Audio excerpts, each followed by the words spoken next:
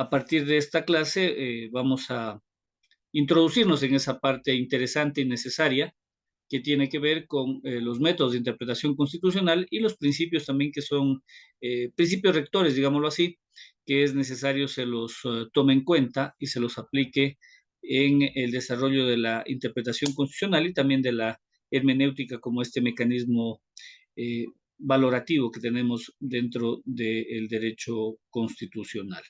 Procedo entonces a hacer eh, la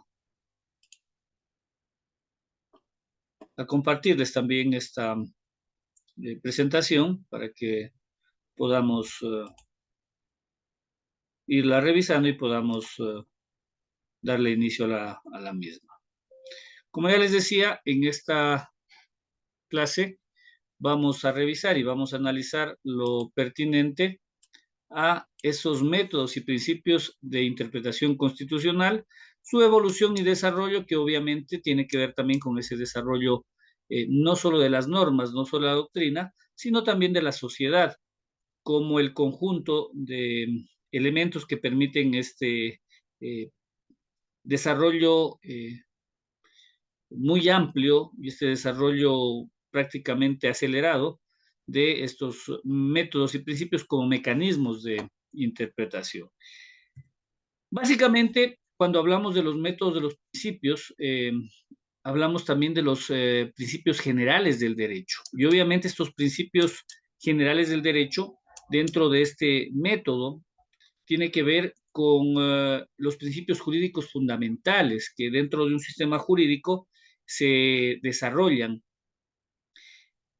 Podemos poner como ejemplo que en este caso los principios que más se desarrollan o que tienen vigencia entre los principales, digamos, porque obviamente tenemos una serie de principios, tienen que ver con la legalidad, la igualdad, la proporcionalidad, que obviamente tienen un sentido objetivo y lógico al momento de la aplicación de la Constitución. Ustedes conocen, ustedes entienden que en los mecanismos de interpretación o esas formas de interpretación, como lo vamos a desarrollar más adelante, siempre van en vigencia de la protección de los derechos, el del derecho pro homine, el principio pro homine, como algo, como varios de los más necesarios en este. ¿A qué se basa este método de los principios generales del derecho, que es uno de los mecanismos? Obviamente tiene que ver con la aplicación de los principios fundamentales reconocidos en un sistema legal, dentro del sistema ordinario como tal, y se consideran estos como guías para la interpretación y aplicación de las normas constitucionales. Obviamente entendemos que las normas constitucionales se aplican de una forma más amplia, de un estándar más amplio, y con mayor jerarquía, que a su vez es necesario para que la vigencia de los derechos se pueda establecer a partir de este punto. Otro de los métodos que está dado en la interpretación constitucional tiene que ver con el método textual o literal. Basado obviamente en este análisis del texto constitucional en el sentido gramatical, en el sentido de cómo el constituyente lo fue organizando, cómo lo fue ordenando y cómo se va plasmando dentro de los diferentes preceptos constitucionales que están positivados, digámoslo así, dentro de la norma.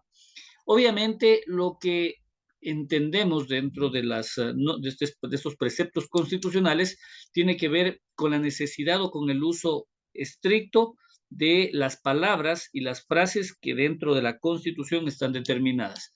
Obviamente, este sentido literal se basa mucho en esta aplicación del principio de legalidad también, que a veces se lo tiene establecer al tenor de la ley, pero entendemos que las constituciones ya avanzadas, estas constituciones, si cabe el término de cuarta generación, que son las que por lo menos en nuestro país se ha desarrollado, tiene que ver con esos mecanismos o eh, ese texto constitucional pro derechos del hombre, inclusive pro derechos de la naturaleza entendido como ese todo, y obviamente dentro de ello es lo que se desarrolla este método. Vamos también a entenderlo que esta interpretación constitucional que se basa en la comprensión y el significado de cada una de las palabras siempre está determinada como, ya lo indiqué, en un sentido gramatical. Y obviamente esto dentro de su texto establece el cumplimiento, por lo menos objetivo, de estas normas. Otro de los métodos que para la interpretación se utiliza es el método histórico. ¿Y por qué el método histórico como un método necesario requiriente? Muchos diremos, entendemos que si el derecho es evolutivo, si el derecho evoluciona con la evolución de la sociedad, obviamente el método histórico sería uno de los métodos un poco más en desuso o que menos aplicación tendría, esto tomando en cuenta la ambigüedad a veces de las normas en la antigüedad, y el desarrollo que también se va dando en estos casos.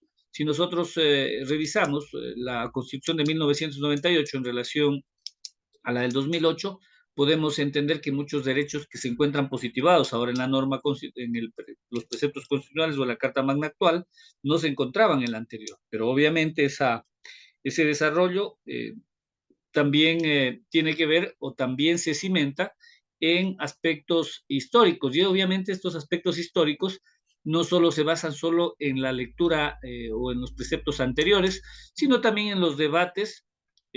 También se busca establecer la intención original en la redacción de las normas que anteriormente se pudieron estar o pudieron haberse aplicado y cómo se van desarrollando. Para un poco establecer el método histórico, obviamente, ¿qué analizamos? ¿Qué tomamos en cuenta? Básicamente los antecedentes históricos, las circunstancias políticas, sociales y culturales en la época que se la redactó, y obviamente entender a ese tiempo cuáles eran los desafíos que enfrentaban quienes redactaron esas normas y cómo se abordó a la fecha ese texto constitucional. Podemos tener o poner como un punto, como un ejemplo, la Revolución Francesa como el camino o el inicio de esta eh, de las primeras constituciones que protegieron o buscaban proteger los derechos, y obviamente se planteaban desde tres derechos básicos: igualdad, libertad y fraternidad. Estos tres derechos que estaban establecidos o los que positivaron, que obviamente al día de hoy son eh, hasta cierto punto no en desuso porque todavía son aplicables, pero son la base de los derechos que ahora se han desarrollado de mejor forma y que se han ramificado también en los textos constitucionales en forma más amplia, nos han permitido que obviamente tengamos una mejor amplitud en cada uno de los derechos cuando estos son reclamados, cuando a estos se los plantea en pro de la protección del ser humano, de los animales, de la naturaleza como un todo, y obviamente nos sirven y nos determinan el por qué y cómo se han ido desarrollando. El método sistemático, que es otro de los que tiene que ver en esta forma o estos mecanismos de interpretación, tiene que ver con la estructura y la organización de la Constitución en su conjunto. Y obviamente, ¿por qué hablamos de la Constitución en su conjunto? Porque entendemos todos que la Constitución no solo habla de la parte dogmática o la parte orgánica como tal, sino también habla de esa parte estructural, de la forma de cómo se estructura el Estado, de cómo se organiza el Estado, y obviamente en el conjunto de toda esta estructura normativa constitucional es lo que se establece como cuál es la finalidad primero del texto constitucional, cómo se organiza sistemáticamente para poder ser aplicada y entre sí por qué el sistema jurídico como tal tiene que tener una coherencia y tiene que tener un análisis, una finalidad, un objetivo en relación, primero, a la estructura como tal, segundo, a la protección del ciudadano y también a la protección, en este caso, a la protección estatal respecto de los derechos. Pero obviamente el método sistemático lo que tiene o lo que busca eh, como una finalidad es que exista una conexión entre las normas, que estas normas sistemáticamente, valga la redundancia, puedan ser utilizadas, puedan ser desarrolladas y que su desarrollo permita que el Estado como tal, porque hablamos ya del Estado, de la institución, Estado como institución, se pueda desarrollar en pro de los derechos. Muchos de ellos partiendo desde el ámbito de los derechos fundamentales, muchos de ellos también desde otras, desde las ópticas también de la organización del Estado. Perdón. Otro de los métodos es el teológico o finalista. En este caso es el fin y el propósito que persigue la Constitución. ¿Por qué la Constitución se ha creado? ¿Qué busca? ¿Cuál es el espíritu de la Constitución y cuáles son estos valores subyacentes que están dados en la norma, positivados en la norma y que buscan y que se busca más bien con esta interpretación que la disposición alcance los fines necesarios para el cumplimiento del precepto constitucional, pero también para la protección de derechos, para en sí determinar para qué y en qué ámbito está determinado, ¿no? Obviamente los objetivos y principios que inspiraron la Constitución también van a ser parte de ello.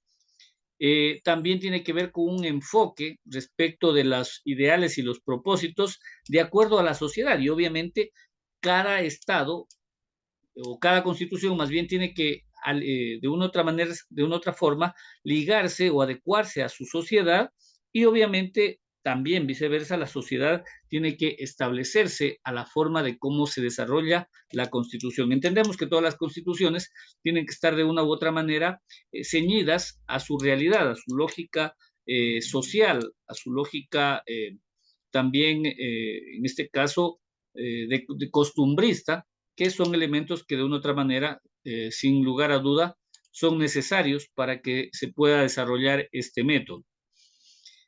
En razón o en relación al método comparativo, creo que este es uno de los que siempre se lo ha tratado, se lo utiliza al momento de la aplicación de los mecanismos de interpretación. ¿Por qué? Porque siempre vamos a establecer esta comparación de la Constitución con otras constituciones, con otras leyes, y esto para identificar las prácticas que se realizan en otros estados, las prácticas que se realizan a través de otros eh, eh, mecanismos, o más bien de otros estados, y obviamente cómo a través de los organismos internacionales se establece la forma de interpretación constitucional. Obviamente entendemos que este derecho supranacional, que también entra dentro del método comparativo, es otro de los que tiene que aplicarse en este caso, y obviamente es necesario también que el análisis y la comparación de las disposiciones constitucionales a través de los diferentes sistemas jurídicos tiene que establecer también la perspectiva de lo que se puede o no introducir en un estado en relación al otro. Vamos a poner un ejemplo en este caso, que en este método sí es muy utilizado. La Corte Constitucional Ecuatoriana ha incluido o insertado dentro de muchas de las sentencias que han sido dictadas diferentes criterios dados desde la Corte Constitucional Colombiana y también dentro del Sistema Interamericano de Derechos Humanos. Esta forma de interpretar o de adecuar la realidad jurisprudencial colombiana o la que está dentro de la Corte Interamericana de Derechos Humanos, sin duda alguna sirve y enriquece el poder justificar, el poder adecuar dicho caso al caso en concreto, si es que se aplica o como se ha venido aplicando dentro de la Corte Constitucional Ecuatoriana. Entonces, esta forma o esta perspectiva nos permite ampliar justamente y poder en ese ámbito motivacional, poderlo tener más claro, más objetivado y más, de una otra manera, mejor desarrollado.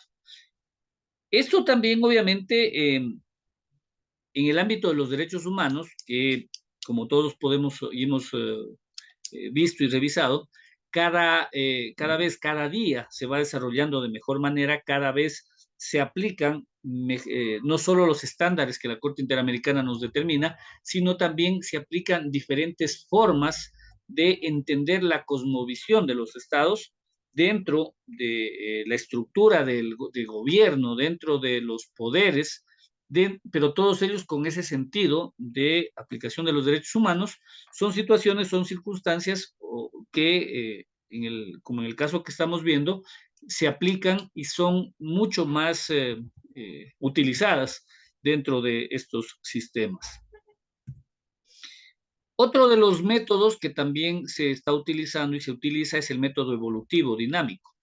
¿Por qué establecemos esa dinámica? La evolución la tenemos clara que se da en relación a la sociedad. Las sociedades, el ser humano, día a día evoluciona, pero también esa evolución establece un dinamismo, no solo en el contexto social, sino también en lo político, en lo cultural, y obviamente esto que de una u otra manera se va estableciendo, se va determinando dentro de esta adaptación, por ejemplo, en el caso de los derechos, frente a estos cambios sociales, es lo que permite que la evolución, que el poder desarrollar la norma, desarrollar los conceptos o los preceptos dentro de la Constitución, sea un elemento esencial en este proceso.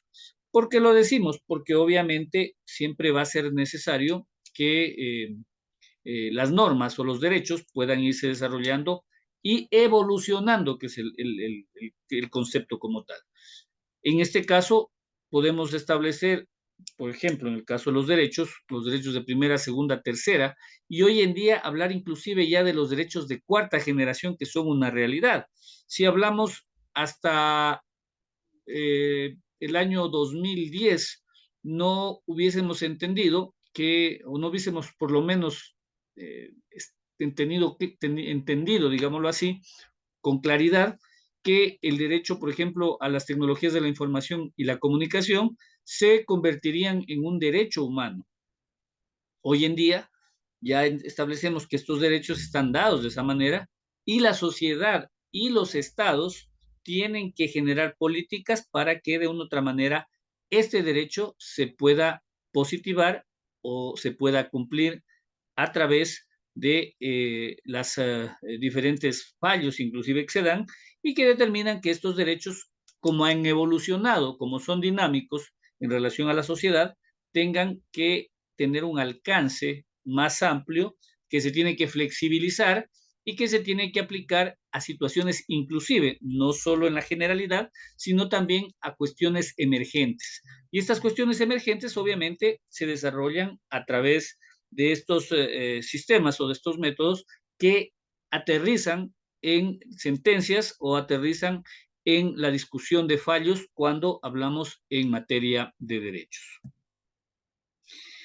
Ahora, ¿por qué la necesidad de la aplicación de los métodos? Obviamente hay que entender que, como les decía en un inicio, la comprensión adecuada y precisa del texto constitucional y aplicada en casos concretos es lo que de una u otra manera nos permite que dentro de este marco sistemático se pueda establecer de forma coherente a las disposiciones constitucionales y aplicarlas a los casos en concreto, pero, o más bien, para proteger al común, al ciudadano, al administrado, respecto de esas situaciones arbitrarias o inclusive de la misma interpretación subjetiva. ¿Por qué? Porque esa interpretación subjetiva justamente puede llevar a que no se lo establezca. Primero, con un punto, a la literalidad de la norma como tal, y segundo, que la interpretación se haga demasiadamente extensiva y esa subjetivación respecto de los derechos determine que no puedan ser ni siquiera cumplidos. Obviamente, el texto constitucional como tal establece principios, derechos, como ya les decía, la forma de estructura, y estas en un todo buscan la protección de los derechos, garantizar sobre todo la protección de los derechos, pero también busca la estabilidad del ordenamiento jurídico. ¿Por qué? Porque obviamente un Estado que no tenga estabilidad en el ordenamiento jurídico, lo que nosotros entendemos también como la tutela judicial efectiva y expedita de los derechos, también establece que puedan haber situaciones que no puedan ser cumplidas. Nosotros tenemos casos en América Latina. Ecuador, pese a a tener hoy por hoy en el ámbito social, una situación compleja, complicada, en el ámbito de la seguridad. Miren que en el ámbito de la aplicación de los preceptos o los principios constitucionales y en ámbito de la aplicación del ordenamiento jurídico como tal, pese a no tener asamblea, que es, claro, temporal o momentáneo, digámoslo así, se maneja una cierta estabilidad del ordenamiento jurídico. Entonces, esas son las cuestiones que a veces determinan el porqué de la necesidad. Nuestro máximo órgano de control e interpretación constitucional, que es la Corte Constitucional, se ha convertido inclusive en un legislador negativo, esto en relación a estos proyectos que ha presentado eh, el Ejecutivo, y obviamente miren que todo esto nace de la Constitución, se basa en los principios, se basa en esa estructura del Estado y obviamente tiene como objetivo estabilizar el ordenamiento jurídico como tal. Aquí vamos a ver ciertas cuestiones o razones para la aplicación de los métodos de interpretación constitucional. Primero, la claridad y la coherencia. ¿Por qué? Porque los métodos de interpretación constitucional ayudan a que se garantice que las disposiciones constitucionales sean aplicadas de manera clara y coherente. Obviamente, estos métodos van a proporcionar pautas a los intérpretes a comprender y aplicar el significado. Cuando hablamos de intérpretes, no solo hablamos de los jueces, como quienes son la línea final de interpretación de la norma, sino inclusive dentro de la misma administración cuando se aplica. ¿Por qué? Porque cuando existe claridad y coherencia, por ejemplo, en la aplicación de un procedimiento administrativo, tiene que establecerse que el cumplimiento del debido proceso, por ejemplo, tenga que darse conforme a normas constitucionales. Como están claras, como son coherentes, tienen que ser aplicadas de esa manera. En relación al respeto a la intención del constituyente como tal, obviamente la intención de quien redacta una constitución busca establecer dos hechos. Primero, respetar, si, aunque suene un poco lírico, esa voluntad del constituyente, primero del soberano, que aterrizado en el constituyente, establece la redacción de estas disposiciones constitucionales de mejor manera. De igual manera, esta adaptación a los cambios sociales, los métodos de interpretación, el evolutivo o dinámico, reconoce justamente que la Constitución debe adaptarse a estos cambios sociales, culturales y políticos. Y es aquí donde hay esa situación que a veces no es clara o que ha creado mucha discusión, si las constituciones tienen que ser reformadas o tienen que ser de una u otra manera vueltas a, nuevamente se vuelva a su estructuración por el paso del tiempo. Ese es un debate que se lo abre porque obviamente esta evolución, estos cambios sociales, culturales y políticos tienen que estar determinados en la Constitución para poder ser aplicados. Y obviamente esta interpretación flexible y actualizada de la Constitución tiene que ver o tiene que ser relevante y efectiva en lo largo del tiempo. Obviamente esta cuestión se genera de mejor manera porque no existe regresividad de los derechos, porque los derechos obviamente tienen ese desarrollo eh, prómine y no permitiría que se retrotraiga o que se vaya en desmedro de los derechos. ¿Qué pasa con la protección de los derechos fundamentales? Obviamente, este es el esencial o el eje primordial en relación a los nuevos mecanismos o métodos de interpretación constitucional, porque no solo protegen, también promueven los derechos fundamentales y obviamente en la aplicación amplia y efectiva en pro de los derechos, se asegura que en los casos concretos, en los casos que son aplicados o que son necesarios, se pueda proteger o exista el peligro de vulnerar los derechos, exista el texto constitucional y existe el marco jurídico para que se lo pueda realizar de esa manera. La garantía del Estado de Derecho. Obviamente nuestro Estado es un poco más amplio, es el Estado de Derechos, porque no solo se basa en la aplicación de la ley, sino en la aplicación de los derechos. Claro que estos métodos de interpretación constitucional buscan o es crucial para que el Estado garantice los derechos, pero también esa garantía del Estado de Derecho, el Estado de aplicación de la norma como tal, sí es necesario para que se establezca o se pueda determinar y mantener esa coherencia y la previsibilidad en la interpretación y aplicación de la Constitución. Obviamente, ¿por qué? Porque lo que se busca es frenar esas interpretaciones arbitrarias o sesgadas dentro de un Estado. Como manera de conclusión, hay que establecer que en general los métodos de interpretación constitucional son herramientas esenciales para asegurar una interpretación coherente, justa y contextualmente adecuada de las disposiciones constitucionales. Cuando hablamos de contextualmente adecuada, tiene que establecerse que se ciñan al tenor de lo que establece la norma y obviamente el objetivo es ayudar a mantener la integridad y la relevancia de la Constitución para que se pueda garantizar de manera efectiva la protección de los derechos y los principios fundamentales. Ese es en sí el objetivo que se tiene o que se plantea dentro o con la aplicación de los métodos de interpretación. Ahora, vamos a establecer ciertos principios de interpretación constitucional que también son necesarios dentro de este sistema como parte de este proceso de interpretación de la Constitución, ¿no? Pero vamos a empezar por algo esencial. ¿Qué son los principios de interpretación constitucional? Sin duda alguna, estos son guías o normas que orientan este proceso y que van evolucionando y que van desarrollándose a lo largo del tiempo y que tienen que ir adaptándose también a esos cambios de la sociedad, a los cambios de la jurisprudencia y a la comprensión de los principios, de los derechos y los principios constitucionales. Eso lo tenemos claro porque cada día, a la falta de política pública, por ejemplo, estatal, se establecen mecanismos que a través de fallos constitucionales puedan tutelar los derechos. Entonces, lo que se busca es que los principios sigan evolucionando a lo largo del tiempo y sirvan como una respuesta a los cambios sociales. Y obviamente, dentro de esto también, como ya lo decía anteriormente, a los derechos y principios constitucionales.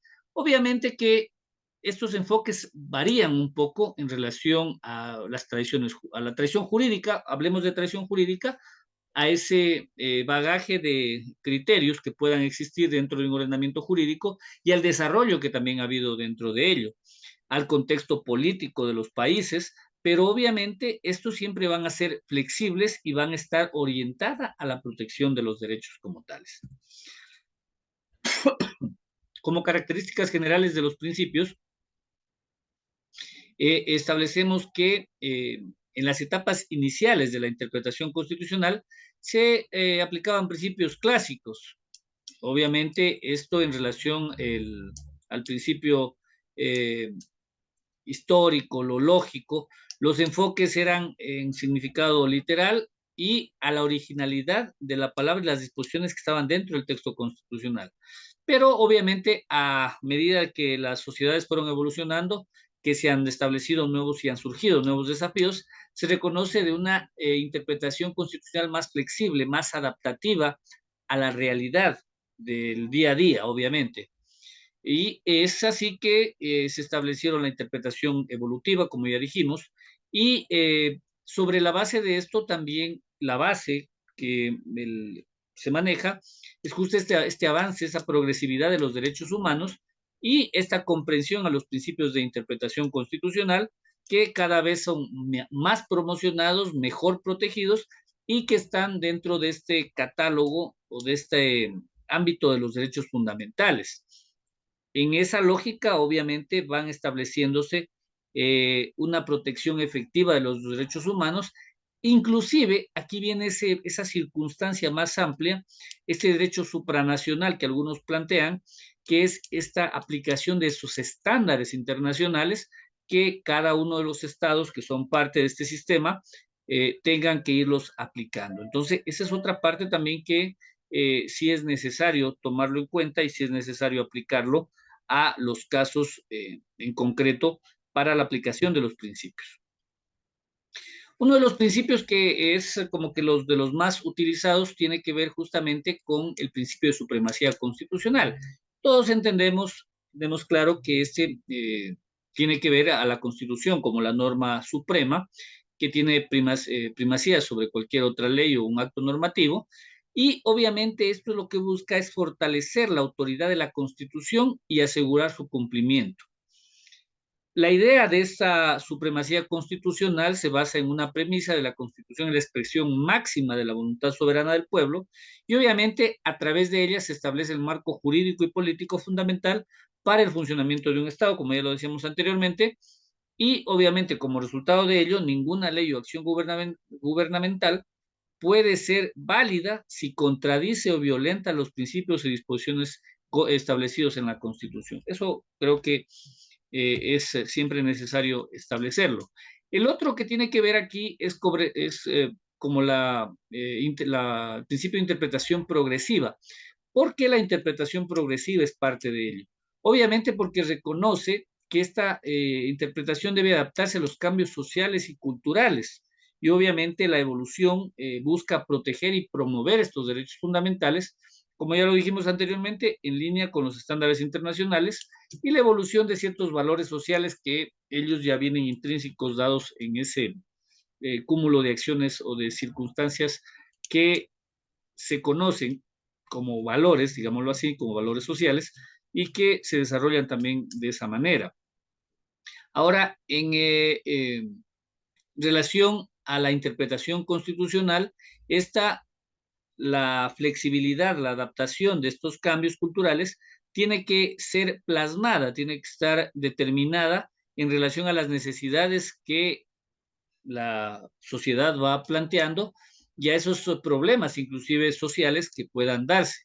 Nosotros entendemos que esta interpretación progresiva se basa en la idea de que la Constitución debe ser un documento vivo, adaptable y obviamente capaz de abordar estos desafíos y necesidades cambiantes de la sociedad. Nosotros tenemos hoy en día problemas complejos en relación a situaciones, circunstancias de criminalidad, y lo que a veces se plantea o se quiere determinar en relación a la aplicación o a la reforma a las normas ordinarias, normas penales sobre todo, a un catálogo de delitos o a la endurecimiento de penas, tiene que ser analizada no desde esa óptica de ese populismo penal que a veces se plantea solo con el endurecimiento de las penas, sino que ahí es donde va esta interpretación progresiva, que también tiene que mirar respecto de los derechos, cómo y en qué medida se puede afectar los mismos y sobre todo cómo y en qué medida puede hacer esas normas contrarias a la Constitución.